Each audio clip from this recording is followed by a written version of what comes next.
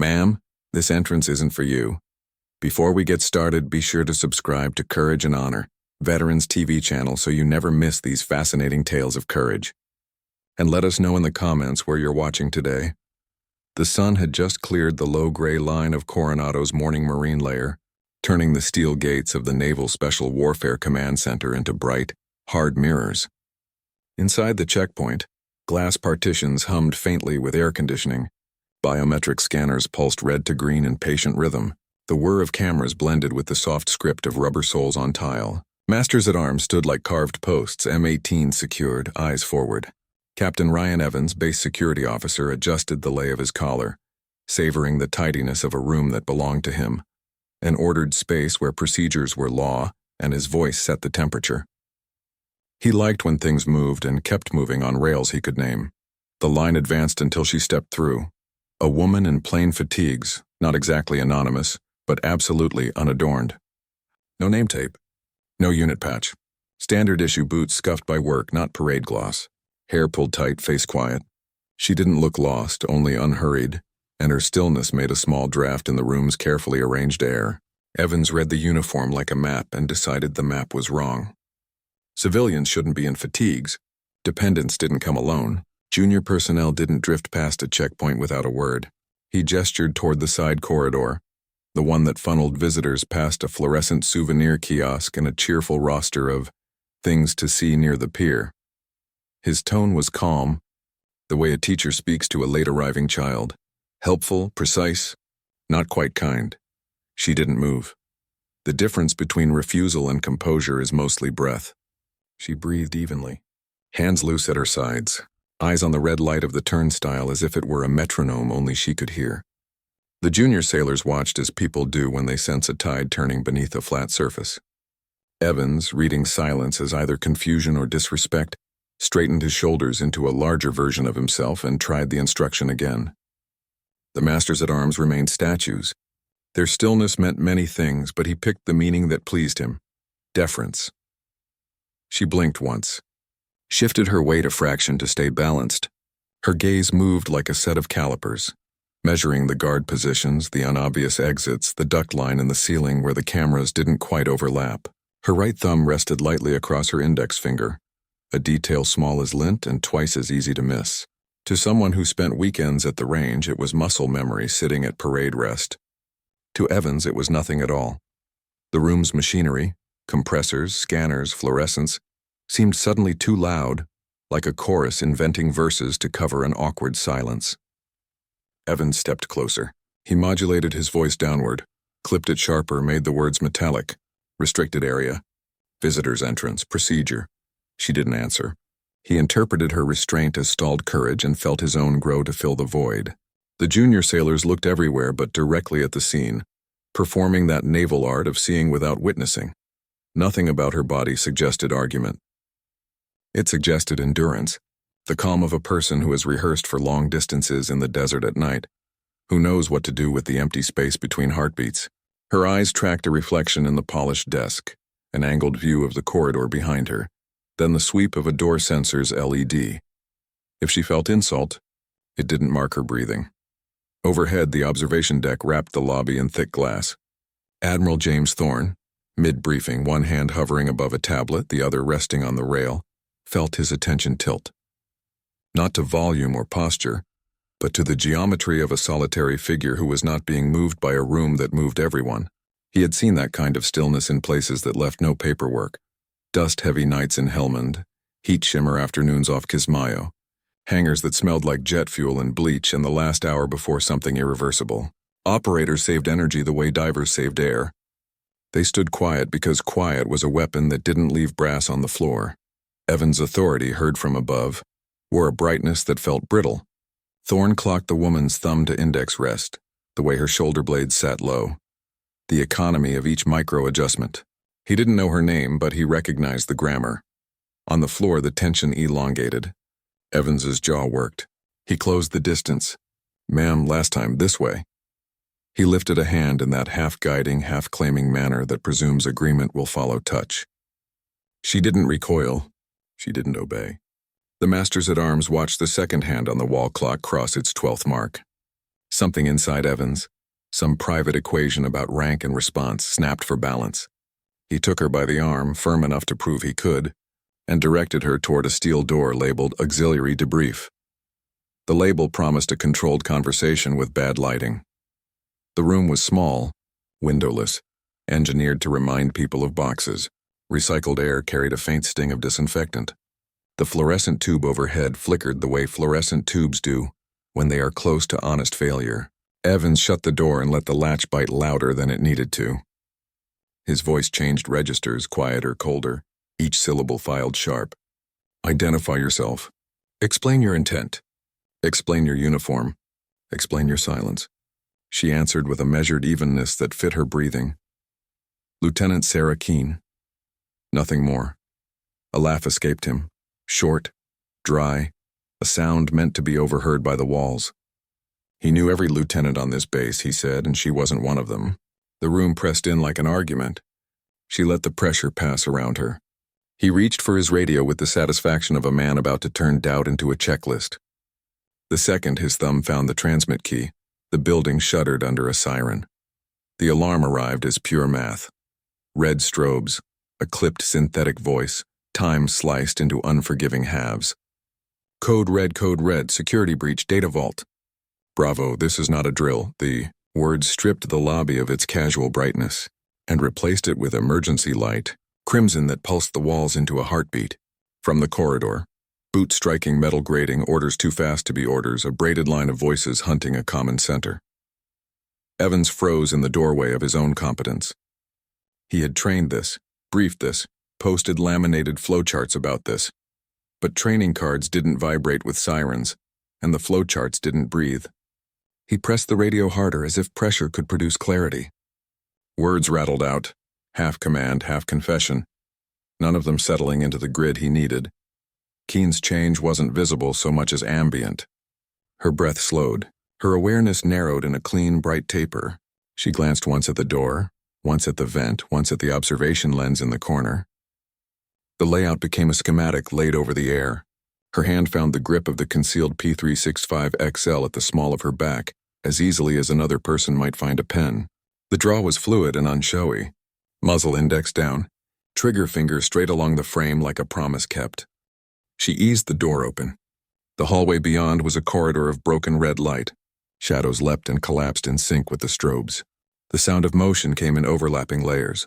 Rubber on tile, nylon whispering, gear bumping gear. 3 figures moved through the haze in tight formation. Blacked out in a way that didn't belong to any base unit. Rifles up, angles precise. Professionals. She let a single breath go out and didn't invite it back too soon. Evans found a voice that wasn't steady and tried to use it like authority. Do not leave this room. That's an order. It reached her as noise. She watched the trio pivot toward the corridor that ran to Bravo. She had the shape of their plan before the plan unfolded. Behind the nearest pillar, a young Marine, PFC Mason Taylor, 19 if a day, stood with his M4A1 slung too loose. Eyes gone distant the way eyes go when the body is trying to outrun its own adrenaline. Keene slipped to him on silent feet. A touch to his shoulder. A voice pitched to cut through siren and fear without insulting either. Move with me.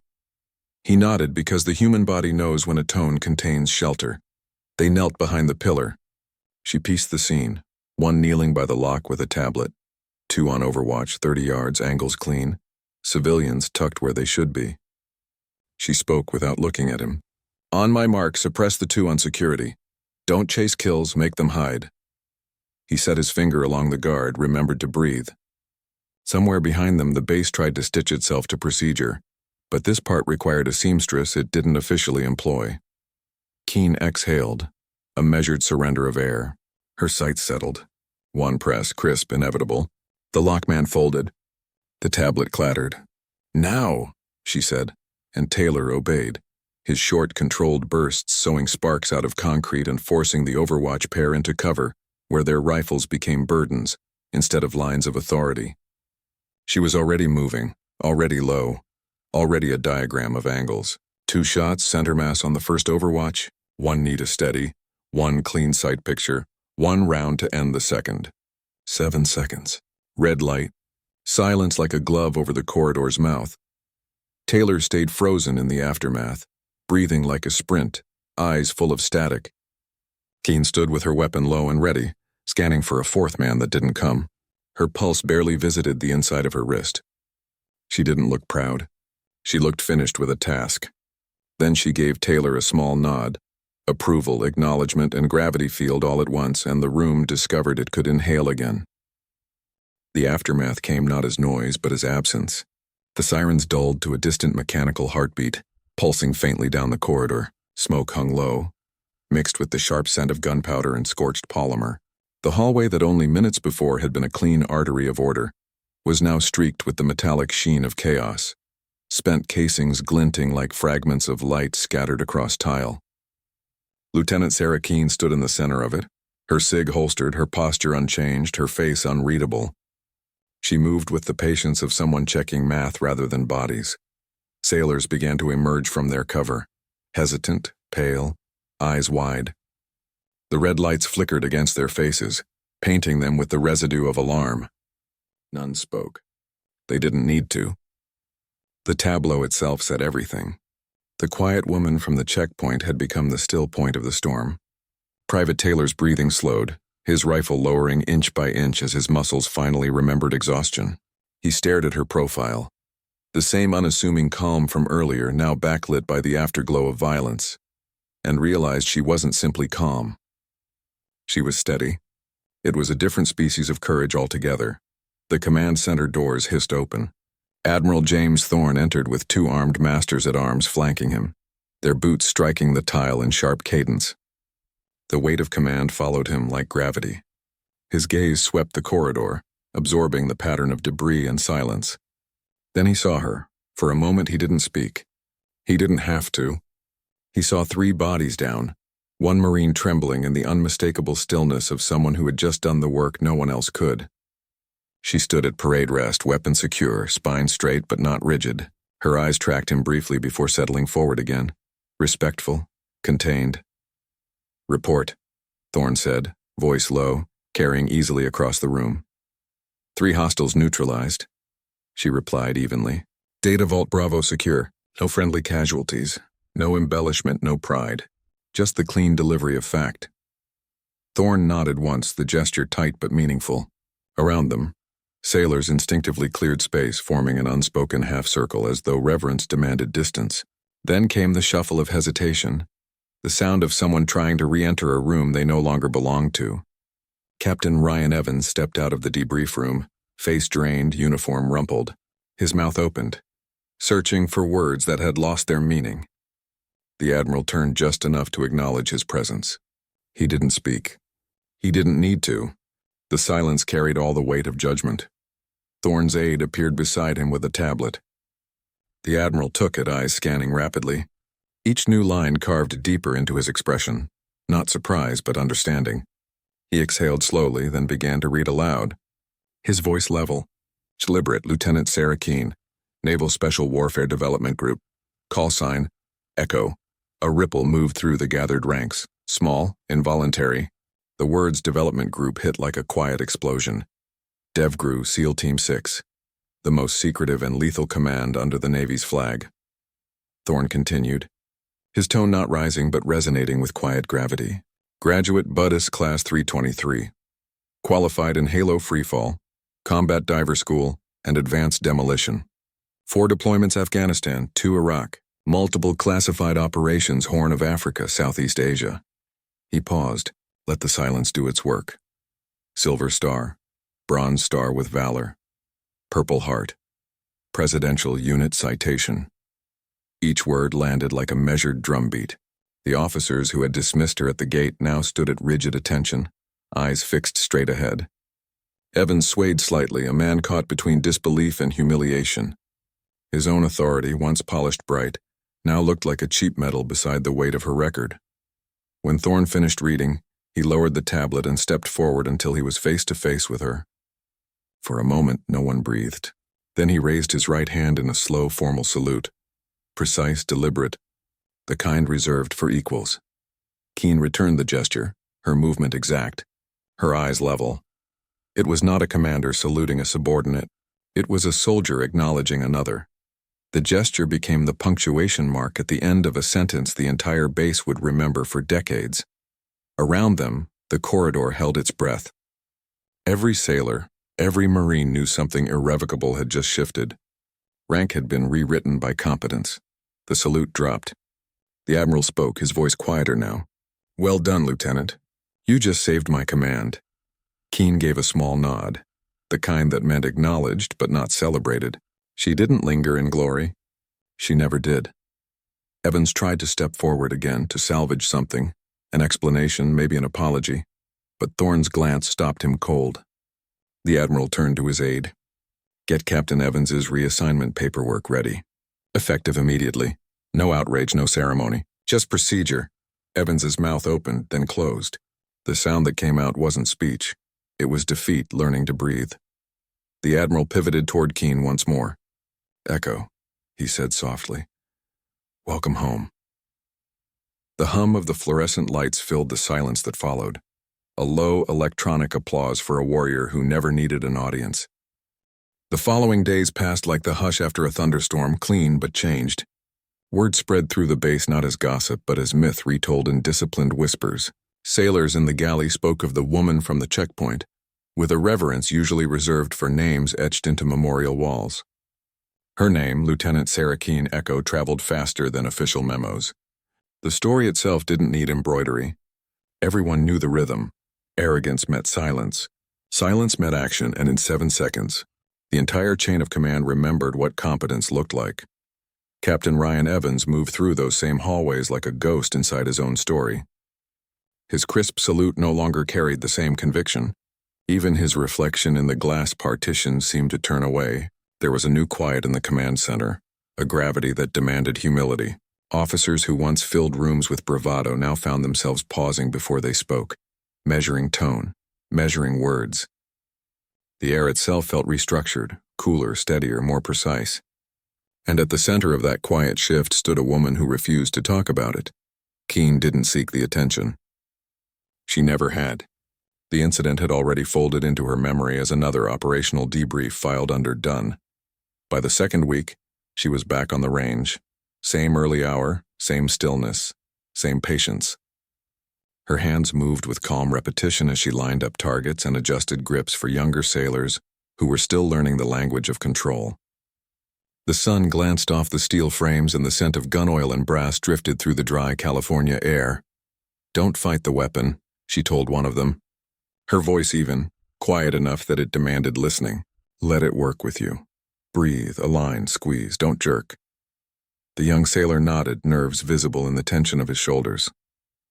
His first round went wide. Keene stepped closer, adjusted the angle of his elbow and the set of his stance. "You're not holding the rifle," she said softly.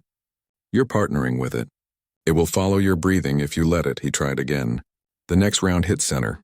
She nodded once, approval without praise. "That's it," she said. "The precision's already there. You just have to stop getting in its way." Behind her, the range instructor, an old chief with weathered eyes, watched silently, then gave a slight grin. "Echo," he murmured under his breath as if the name itself was a talisman. Across the base, her legend had begun to find new purpose. Gunnery Sergeant Carla Lewis, a leadership instructor at the Naval War College, reshaped her ethics lectures around it. The PowerPoint title read Case Study, The Cost of Assumption. The details were sanitized, the names omitted, but the parallels were unmistakable. Every junior officer in the room leaned forward when she described a security officer who mistook silence for weakness. At the back of that classroom, Captain Ryan Evans sat stiffly, eyes fixed ahead, taking notes he would never forget. His reassignment orders came 3 days later. Naval Support Facility Minot, North Dakota. Logistics. The paperwork was worded in clean bureaucratic politeness, but the subtext was sharp. This was exile with a uniform. He packed in silence, folding his pressed khakis with mechanical precision. His wife didn't ask questions. Some failures are too large for language. Meanwhile, at Coronado, things began to shift in quieter, subtler ways. Training drills became more realistic. Debriefs included sections on composure and restraint. Instructors began emphasizing the value of silence, how stillness wasn't passivity but potential energy, waiting for the right fraction of a second. Young recruits started using a phrase before evaluations. Stay calm like Echo. Keene didn't know about that at first. When she eventually heard it in passing, she just shook her head slightly, a trace of amusement hidden behind her composed exterior. It's just a job, she said once to a fellow lieutenant. You stay ready. You stay quiet. That's all. But everyone else knew better. Her stillness had become a kind of doctrine, one born not from slogans or speeches, but from the 7 seconds when the entire command had watched a myth form in real time. That night, under the dim orange light of the base gym, 2 junior officers discussed it in low tones between sets. You think she's really SEAL Team 6? One asked. The other shrugged. If she isn't, then I don't ever want to meet the person who trained her. Outside, the Pacific wind rolled across the compound, carrying the faint metallic echo of distant gunfire from the range, a steady rhythm that felt almost like a heartbeat. Somewhere in that rhythm, the name Echo lived on, not shouted but remembered, as all important things in the military eventually are, not loud but enduring. Months slipped by, and the legend of Echo evolved from a single incident into a living doctrine. The story spread beyond Coronado's gates, carried by transfer orders and rumor, until it became a quiet parable whispered across commands. Stay calm like Echo, instructors said at officer candidate school. Control the silence before it controls you. On paper, she was Lieutenant Sarah Keene, DevGru, attached for temporary duty and pending reassignment. In practice, she had become something else, an archetype. Inside the Naval Special Warfare compound, her influence reshaped more than procedures. It recalibrated temperament. The swagger that once filled corridors with sharp voices and careless laughter had faded, replaced by focus. The walls that had witnessed her confrontation now seemed to echo differently. Footsteps quieter, conversations shorter, orders delivered with care instead of command. No one had mandated the change. It had just happened. On a late afternoon thick with coastal haze, Keene walked along the pier behind the training annex. The Pacific rolled below in slow metallic swells, gray-green and endless. She paused at the railing, hands resting lightly on the steel. The hum of helicopters practicing offshore cut faintly through the wind. To most, that sound meant noise and power. To her, it was rhythm, a familiar heartbeat of purpose. She wasn't thinking about the past or the legend. Legends belonged to others. Operators lived in the present tense. Her mind, as always, drifted to calibration, gear to maintain, drills to refine, trainees to prepare. That night, she would be instructing a new class on close quarters discipline. The syllabus read, Stress Conditioning Under Variable Light, but she preferred a simpler name, Learning to Think When the World Gets Loud. As she turned back toward the range, she passed a group of young sailors on break. They fell quiet when she approached, not out of fear, but the kind of respect born from awe. One of them, bold enough to speak, nodded and said, Ma'am, you were at the Bravo breach, right? She paused, half smiling, eyes calm. We were all there, she said. Some just had different jobs. The group nodded, their expressions a mix of admiration and humility. When she walked away, one whispered, She doesn't even sound like she knows she's a legend. The other replied softly, That's exactly why she is one. Later that evening, the training facility lights burned amber against the twilight. Inside, Keene moved through a group of recruits, their rifles slung, their bodies tense. The exercise was simple. Engage targets under strobing lights and overlapping noise, a simulation of confusion. Most failed at first. They fired too fast, too loud, too early. She stopped them, calm but firm. You're chasing chaos, she said. Let it come to you. Stillness isn't the absence of movement. It's control waiting for a reason. Her words landed like stones in water, rippling through each trainee. They tried again, slower this time, more deliberate. One by one, their rhythm began to sync. Breath, aim, release. When the last shot cracked, the room stilled. Keene nodded once. That's it, she said quietly. You see? The noise is nothing. You're the constant. Outside the firing bay, the night air was cool and sharp. Chief Lewis, the same instructor who'd once turned her story into a case study, watched through the glass. You ever realize, she said to another instructor beside her, she changed the tone of this entire base? The other chuckled softly. Changed it? She rewrote it. Keene stood alone at the far end of the range, the sea wind tugging at the edge of her fatigue jacket. For a long moment she just listened, to the surf, to the faint metallic echo of the targets resetting, to the still hum of a place that had learned to breathe differently. She didn't need applause or thanks or even acknowledgement. Her satisfaction came from the silence itself, the kind that meant readiness, order, peace. In the command offices above, Admiral Thorne signed off on the final report from the Bravo breach. He lingered over her name for a long moment, then closed the file. Beside it, he placed a handwritten note meant for internal training distribution. The title read, Operational Case Study, Echo Principle, Leadership Through Composure. When he leaned back, watching the San Diego twilight bleed into the Pacific, he allowed himself a faint smile. Stillness, he murmured, echoing her earlier words. That's where the real strength lives. Down below, Keene turned off the range lights. The world fell into darkness, and with it came a kind of perfect quiet. One she had earned, one she intended to keep. By the time autumn arrived, the incident at Coronado had transformed from a classified report into something closer to a creed. The name Echo no longer needed context. It had become shorthand for the highest kind of discipline: composure under fire, humility under recognition. Recruits whispered it before drills. Veterans invoked it during briefings, and instructors etched it subtly into every syllabus. Few knew the full story, but all knew what it meant. Control without arrogance. Strength without noise. One gray morning, long after the alarm bells of that day had been replaced by the steady rhythm of training life, the same security gate stood under soft Pacific light. The flag rippled faintly above it, metal creaking against the breeze. A new lieutenant, fresh from officer school, approached the checkpoint with the impatient stride of someone still learning what power meant. His credentials flashed green across the scanner, but the young sailor manning the gate hesitated, double-checking his clearance with deliberate care. The lieutenant's tone sharpened instantly. "Do you know who I am, sailor?" The sailor met his gaze calmly. He couldn't have been older than 21, yet his voice held a quiet steadiness that turned heads. "With respect, sir," he said, "what matters here isn't who you are, it's what you can do." The lieutenant froze, caught off guard. The sailor smiled slightly and added, "Let me tell you a story about Echo." Behind the glass, one of the masters-at-arms lifted her head, a trace of a grin forming as she overheard the familiar line. The story had become part of the air, retold by those too young to have seen it but old enough to believe it. Elsewhere, across the base, the rhythm of daily life continued. In the gym, the clang of weights mixed with laughter. In the hangar, maintenance crews worked under low light, their motions practiced and precise.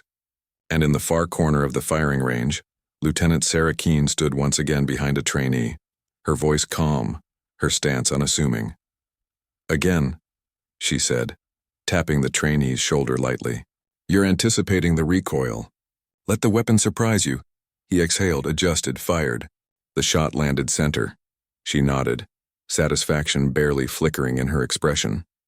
"Better. Now again, until calm feels like instinct." The air smelled faintly of cordite and salt. Seagulls cut lazy arcs over the training field, their cries swallowed by the distant hum of helicopters. She stood there for a while after dismissing the trainees, hands resting on her belt, eyes following the horizon. The sea looked like brushed steel under the morning haze, quiet, endless, honest. Admiral Thorne approached from behind, his steps slow, the years of command weighing softly on his posture. "You know," he said, stopping beside her, "I still get reports about you from the War College. You've become their favorite cautionary tale." Keene smiled faintly, still watching the water. "Cautionary?" He chuckled. "For everyone who confuses confidence with competence." She turned her head slightly, the faintest hint of amusement in her eyes. "Then I suppose it's serving its purpose." He nodded. "You changed more than one base, Lieutenant. You reminded the Navy what calm looks like." For a moment, neither spoke. The sea stretched out before them, and somewhere beyond it the world kept turning, loud, impatient, unknowing. Keene breathed in the salt air, then exhaled slowly, her shoulders settling into that same balanced stillness that had once silenced an entire room. "I didn't change anything, Admiral," she said finally. "I just stayed still long enough for people to see what needed changing." He looked at her for a long moment, then gave a slow nod. Maybe that's leadership. Keene didn't answer.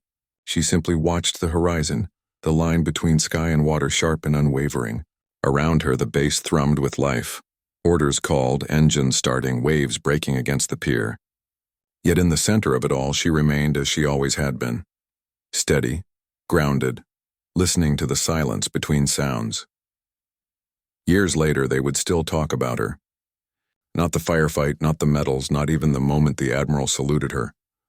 They would talk about how she stood, quiet, certain, unshaken, and how that stillness changed the way everyone around her understood strength. And on that base, long after the alarms had faded and the echoes had drifted out to sea, her influence remained unseen but undeniable, because real power, they learned, doesn't shout, it waits, it breathes, and sometimes it stands perfectly still.